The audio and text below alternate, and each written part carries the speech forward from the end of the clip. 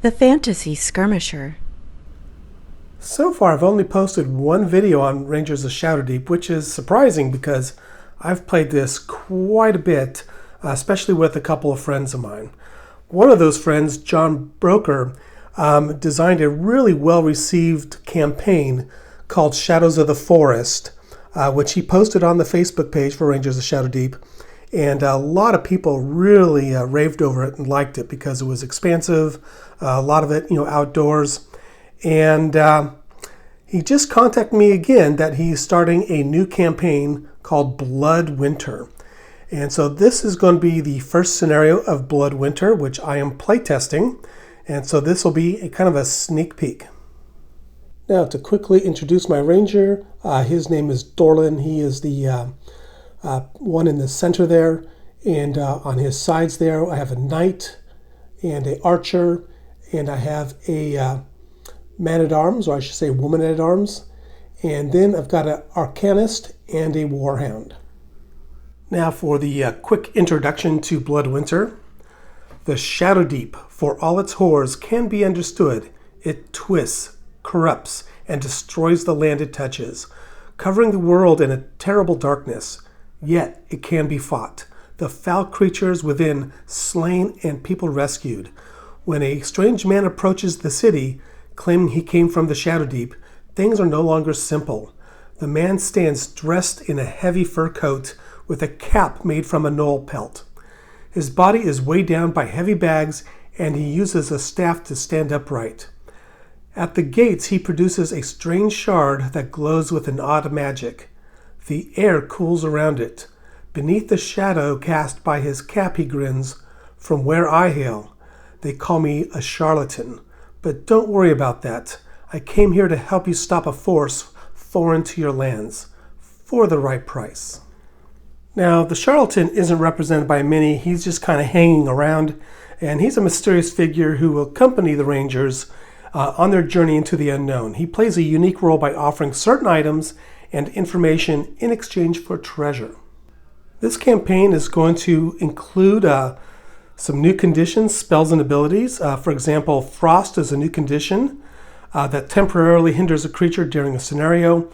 Also, there's some new spells such as Blizzard and Ice Bolt, and also a new condition called Inspire. So I'm looking forward to kind of getting into this and see how this plays out.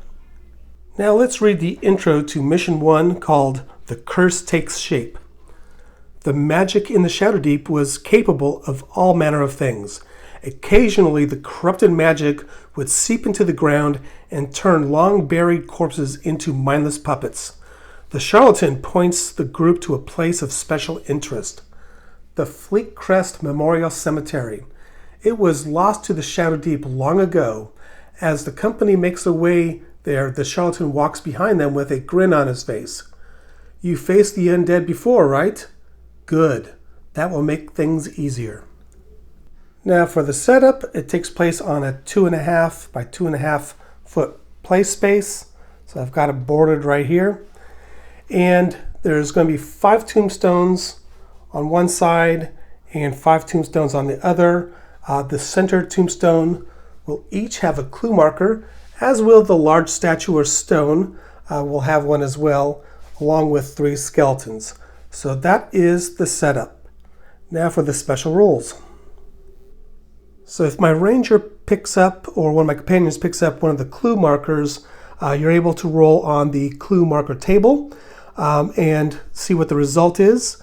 Also, the scenario ends when all heroes leave the board or all evil creatures are killed and the event deck is exhausted. Heroes can only leave the board from the edge opposite to the ones they started on. Here's the first turn, ranger phase. He's going to do a shoot action to the skeleton here. All right, so skeleton rolled a 19 to the ranger's 1, and so that was a terrible miss. Now for the second action, he's just going to move behind this rough terrain here. These broken caskets, and now we're on to the creature phase. The 3 skeletons are going to move, and they are going to swarm. My ranger here, they all use double actions, especially these guys here because of the rough terrain. The knight is going to move up and attack the skeleton. Skeleton has +1 fight and the knight has +4 fight. And skeleton rolled a 12, so 13 total. To 11, so the skeleton won, which is not good. The armor is 13, so actually the armor protects him, and so no damage.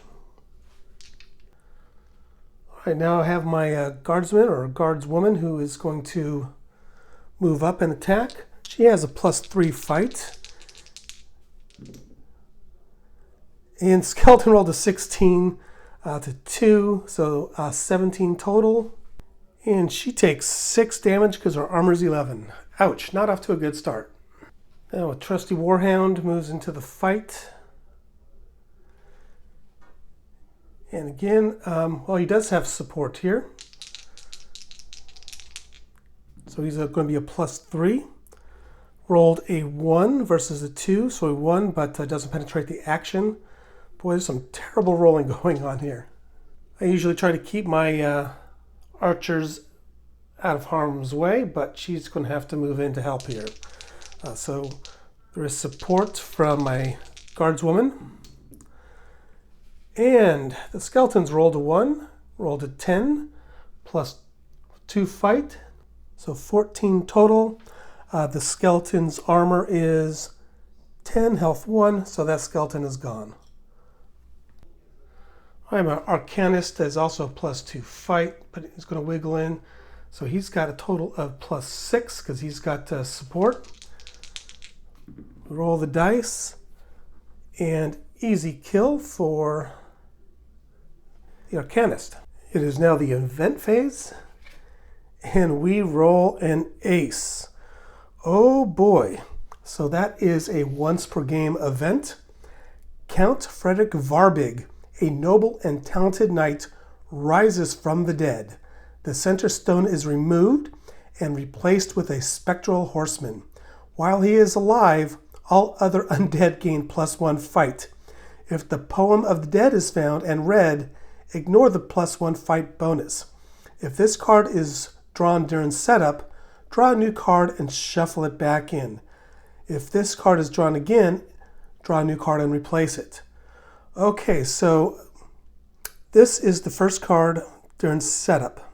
Oh, hold on here. I missed in the setup instructions that after you set up everything, you draw 1 event card. So I'm just going to draw another one here.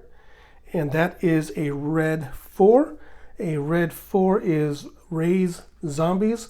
Replace 2 random gravestones with zombies. So I'm going to go ahead and do that. And I don't think it's going to affect anything we did for turn 1 here. I'm going to roll a d10 twice since there's 10 gravestones. And I'm going to start here 1, 2, 3, 4, 5, 6, 7, 8, 9, and 10. So the first zombie is going to go in 1. So that definitely does not impact the first turn that we took. And then I'm going to roll again and rolled a 3. That's where that clue marker is. And then what I need to do is, since they would have moved, I'm going to go ahead and move them. Fortunately, zombies have a move of 4, so we're going to do 2 moves towards the party. And neither of them affects the first turn. All right, now we could replace this with the Spectral Horseman. All right. Things have heated up rather quickly. So now we're moving on to turn 2. Count Frederick Varbig is a bit of a badass. So he is a Spectral Knight, and as you can see, he has a +4 fight, and he's undead, flying, half damage from non-magical weapons. That is my entire party. Semi-ethereal weapon, and attacks the strongest. In addition, Count Varbig, he gives +1 fight to all other non-undead creatures on the table here. So he is a priority target, and he's going to be pretty tough to kill. Unfortunately, my ranger is already tied up with a skeleton, and so he's not free to try to take on Count Varbig. So let's see what happens. I think what I'm going to do is a group activation, and I am going to move up my guardswoman there to provide some support. And I think I'm also going to activate my warhound, attack the zombie,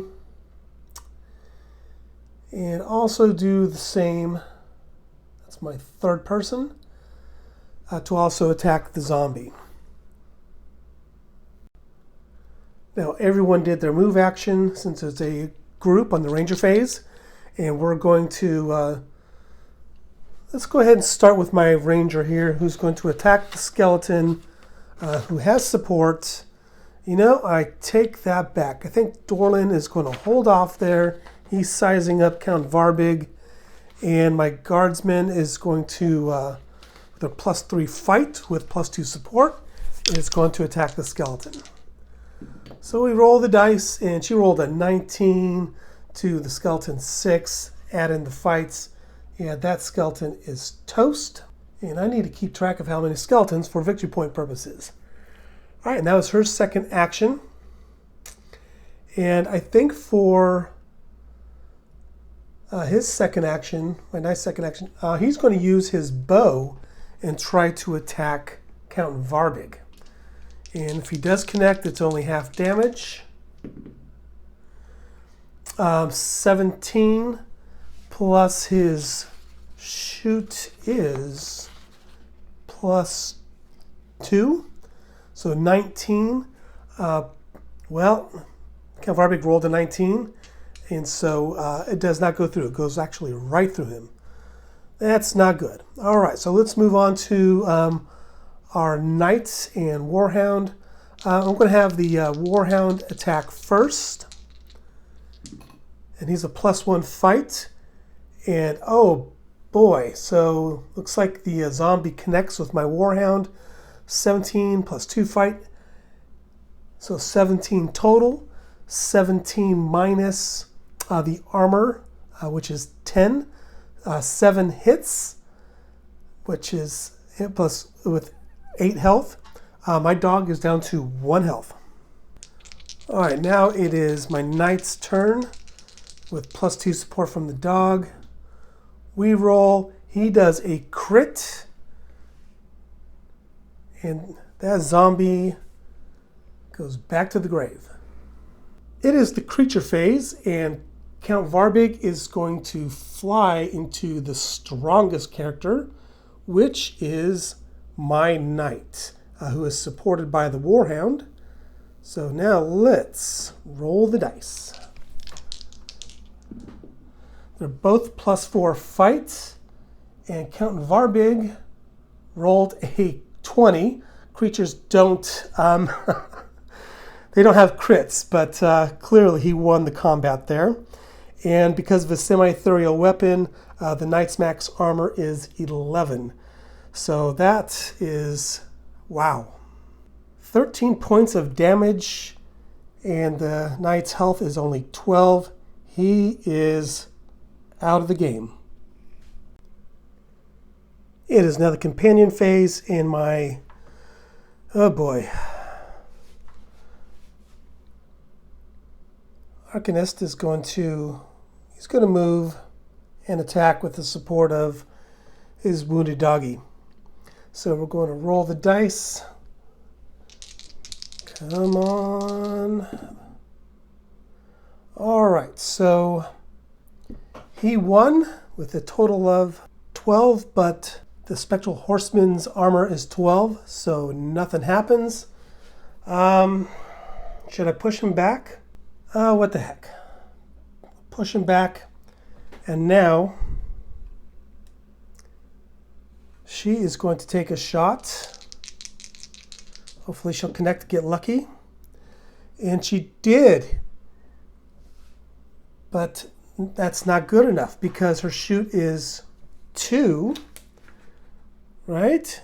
Yep. Her shoot is 2, but his fight is 4. He rolled a 17 plus 4, 18 plus 2. So unfortunately, nothing happened. So I did text John about Count Varbig destroying that knight with a crit, and he replied back, it's unfortunate that he came out on turn 1. So I think this is going to be a pretty short game. All right. I just realized there is a zombie lurking over here. And I missed her on the creature phase. Boy. So 4, 5, 6. So she's just moving towards the dog.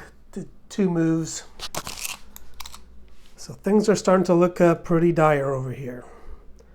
All right, so I think that is almost the end of the turn. We have a card to turn. It is a red 3 of hearts, and it reads, Infuse Strength. Randomly choose up to 3 skeletons. They turn into skeletal knights.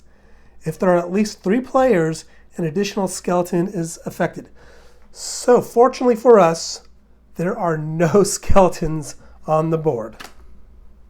It is start of turn 3, Ranger phase, and we're going to do a group activation. So with these right here, so my Ranger is going to move into contact.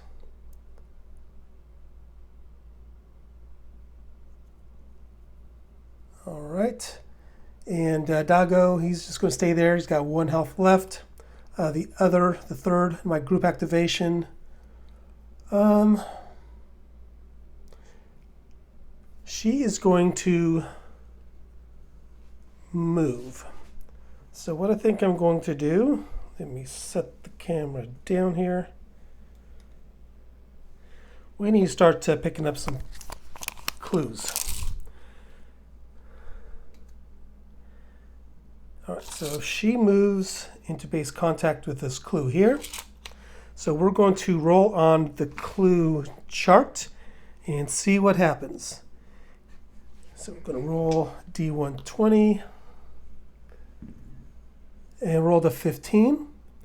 And it's a corpse. Dark magic compels it to move. Place a zombie in contact with the figure that found it. Oh, isn't that just lovely? All right, there we go. But she used both moves to pick that object up, so she's going to get attacked.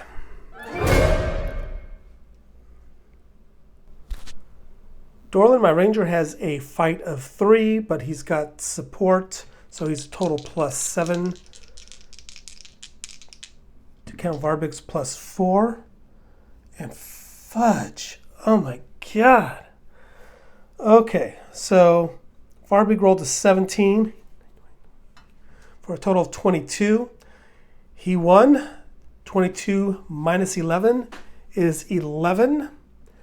And my armor, yep, which is 11 there, in his health. So he's got 18 health total. So he is down to 7 health. Now let's go ahead and have my guardswoman. She's got a fight of 3 as well, so +7. And she won because both rolls were 15. So she rolled 22 minus 12 the armor, 10 damage, halved because non-magical weapon is 5. So 14 minus 5, we're down to 9 health. Now, let's try that one more time. So my Arcanist, his fight is +2, so he's a +6. And he rolled a 17. He's been like my VIP here. So he definitely won. 23 total. 11 damage. Halved, I'm going to use, say, round up. So 6 points damage. So we're making some progress here. So Varbig is down to 3 health. It is now the creature phase, so Count Varbig, the Spectral Horseman, is going to attack. He attacks this person with the most strength. That would be my guardswoman there. She has +3. Both rolled very low, 3, but doesn't penetrate the armor, and her 2. And so he swung and missed. He's a little stunned because he got hit a couple times. All right, now we have this, 2 zombies to contend with. So we're going to move this one into the closest, so that's Doggo. So zombie's a +2 fight now. And the dog is +1 fight. And zombie rolled a 1 and rolled a 4, or for a total of 5. So both missed. All right, now we need to focus on this one here.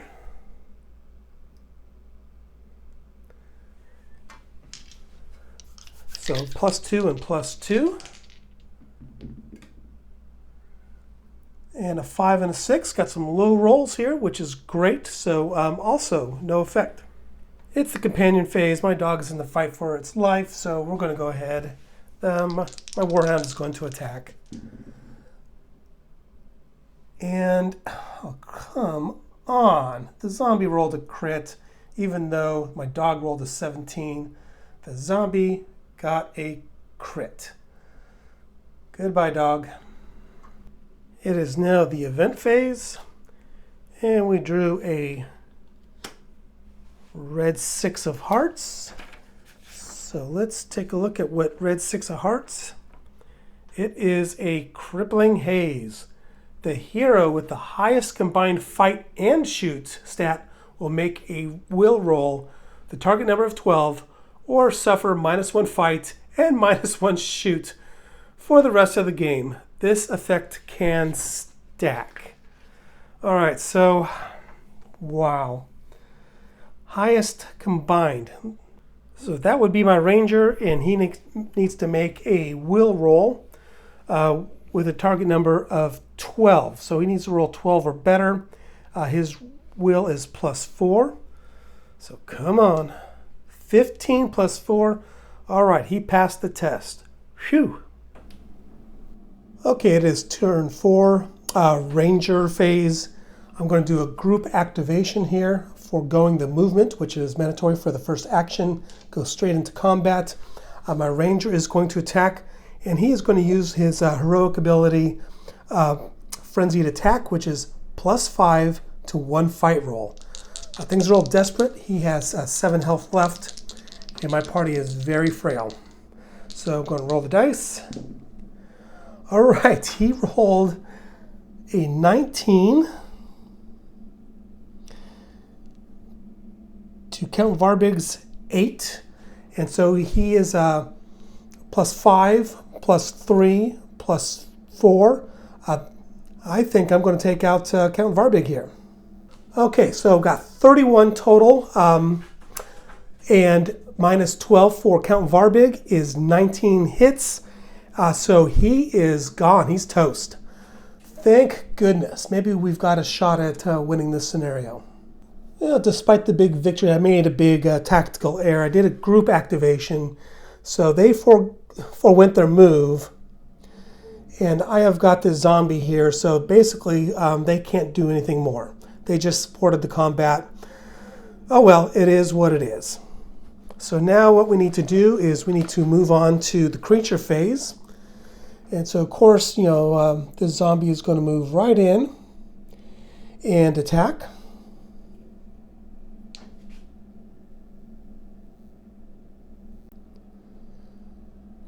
The zombie is back down to a +1 fight since Varbig is gone. And so it's going to be +2 fights and versus a +1 fight. Dice are rolled. And the zombie definitely won with a 15 total. 15 minus 10 armor brings his health from 10 down to 5.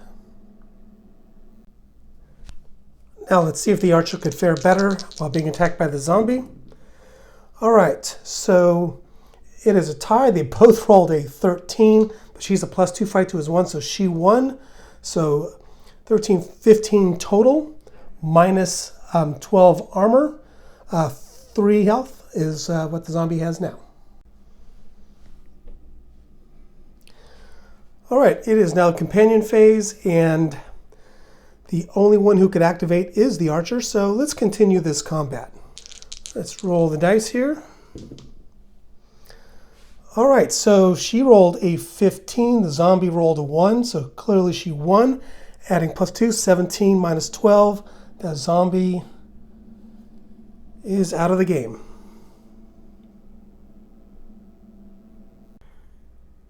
It is now the event phase. It's an ace, so we discard that because Count Varbig already came out, and we draw a new one, and it is a 3. A 3 is infused strength. Randomly choose up to 3 skeletons. They turn into skeletal knights. So we had already drawn this card, I believe, and it didn't. Yes, we did, and it didn't apply to us. Fantastic, because there are no skeletons on the board, just one zombie.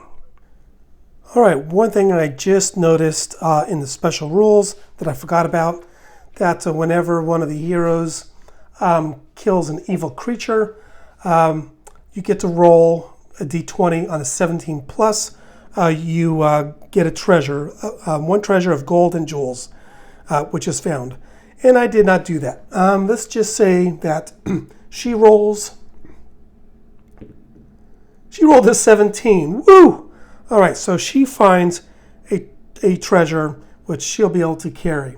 The others, I'm just going to assume that they rolled under 17, because statistically, that's probably what they would have done. Now, I just looked at the rules for gold and jewels, which is on the treasure table, and a stash of gold, gemstones, jewels, or other valuable objects. While the rangers and their companions have no specific use for these items, they can be given to the king to aid the war effort. The ranger may choose to either gain +10 XP or have one of his companions gain 1 progression point, which I think I'll probably give to my archer here. Cool. All right, so let's go ahead and continue on with, I believe it is turn 5. All right, so it is the ranger phase, group activation. So just you obviously move first, and I think my guardswoman doesn't quite going to use both moves into the clue there, and she is going to roll on the clue table. All right, so the clue table in hand here. Let's roll. Rolled a 6. Poem of the Dead. The figure that found it may make an ancient lore roll TN6 to understand and read it. She does not have the ancient lore skill. And rolled an 18, easily understanding the Poem of the Dead. So I think that's going to help us, if not later in the scenario, but maybe later on in the campaign. We'll find out. Yes, I just looked, and with the experience points, +15 XP if the Poem of the Dead is found and read. So we got +15 XPs. Excellent. My Arcanist is going to fight the zombie. He has a +2 fight, +2 support, so +4 total. The dice is rolled, and the zombie rolled a 17, which beats my Arcanist. So a total of 18. This may do him in. Yep, so 18 minus 10, 8 damage. He has 5 health, so he is out of the game. All right, so now time for my ranger. My ranger also lost 13. His armor is 11, so takes 2, so he's down to 5 health. I think it's time to get off this map and end this scenario. Now it's the creature phase. Of course, the zombie is going to attack. They're still in that deathlock. And my ranger rolled a 19, so that is enough to take out the zombie. And now it is the companion phase. My ranger is going to move 6 inches, which this is, and also roll on the clue table. All right, so let's roll the die. And we rolled an 8. So we need to re-roll because that was also Poem of the Dead. That's 6 to 10. Roll again. Roll a 4. Golden Jewels. And we did that already. Nope, we didn't. Golden Jewels. All right. Let me write that down. She's got lots of golden jewels. All right, so now it is the event phase, and drew a 6. And that is that Crippling Haze. The hero with the highest combined fight and shoot, which is my ranger stat, will make a will roll with a target number of 12 or suffer -1 fight and -1 shoot for the rest of the game. And the event can stack, and we did this already. So let's see what happens here. And he definitely missed. So he's at -1 fight and shoot. It is now time for a new turn, and there are no creatures on the board. It's time to get the heck out of Dodge. So I'm going to start obviously with my ranger, and he's going to do a double move, 9 inches. There's no creature phase, so I'm going ahead and do that with the 2 companions I have left. And finally, that's my archer. Also do a double move. And they're 1 turn away from exiting the opposite side of the graveyard. But now we have another event. And the lucky event is a red 4. And a red 4 is Raise Zombies. Replace 2 random gravestones with zombies. All right, so let's determine that now. There are 8 gravestones left. So I'm going to designate them 1, 2, 3, 4, 5, 6, 7, 8. So let's not roll a 1. Roll a 4. Well, that's pretty close. That's right, so replace the zombie there. All right, so we've got a zombie there. And let's roll the die again. And a 1. So the 2 closest places, we've got zombies. All right, cool. New turn. It is the ranger phase, and ranger's not within 3 inches of his companions. He's going to do a double move, and it gets him right to the edge of the table, but not quite. It is now the creature phase, and so we've got the closest zombie here, of course, coming in for the attack. And so let's go ahead and resolve that attack. So she turns to face the zombie. They're locked in combat. The dice are rolled, and she scores a crit to the zombie's 11. That zombie is toast. Awesome. Now this zombie is going to move in and attack. So let's grab the dice. And now the zombie wins with a 16 total. All right, 16 minus 11 armor, so she takes 5 damage, which brings her down to 5 health. It is now the companion phase, and my ranger over here is looking rather cowardly, taking off on his own, but my guardswoman already pre-measured this. It's exactly 6 inches, thank goodness. So she is going to go in to provide some support for her companion there. And so now she's got +3 fight, +2 support, so +5 total. And she scored a 15, so easily defeats that zombie. 20 minus the zombie's 12 armor is 6 health, which is exactly enough to take out this zombie. And that frees up the archer to get her off the table. Now for the event phase, and I drew a 5, and a 5 is Ominous Wind. Each hero must make a will roll with a target number of 8 or move half its move in a random direction if able. All right, so let's take a look first at my guardswoman. And she's got a +2 will. So let's roll the dice. She rolled a 9 and passed. And now for my ranger.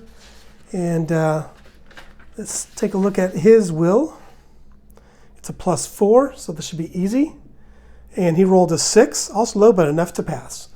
All right, so I think what I could do is call this game, actually, because Ranger Phase, he's gone. There's no more creatures to menace her, so she'll be able to move freely, and she'll be off the table as well. So we could say that we have completed this scenario. So let's tally everything up. For death and injury, my Knight and Arcanist both recovered fully, but my poor Warhound received a permanent injury in the form of a lost eye. Now to calculate experience, you get an XP for each skeleton killed, so I got 3 XPs. You get 2 XP for each skeletal knight or zombie killed, so I got a total of 6. You get 15 XPs for killing Count Varbig, and 15 XPs for finding and reading the Poem of the Dead, and I received a bunch of golden jewels for them for 40 XP, for a grand total of 79 XP. This was a really fun scenario, which I think is going to be a really fun campaign. Just I have a couple recommendations though. First is to combine the skeletons and zombies together into event cards and not do them separately. So that way other events that come into play can be utilized, such as replacing skeletons with the skeletal knights. And second is to use the black playing cards to create the clue table instead of having just a regular roll the dice table. That way you remember exactly what you rolled before, what you got, and so that way it could be a little more unique and easier to remember. Other than that, I had a lot of fun, and I look forward to the next scenario in the mission.